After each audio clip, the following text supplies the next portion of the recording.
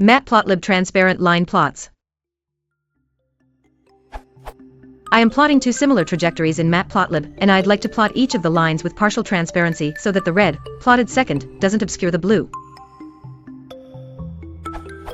Edit. Here's the image with transparent lines.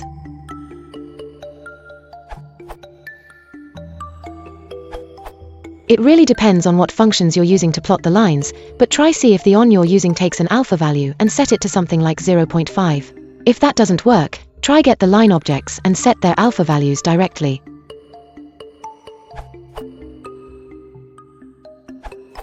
After I plotted all the lines, I was able to set the transparency of all of them as follows. Edit. Please see Joe's answer in the comments.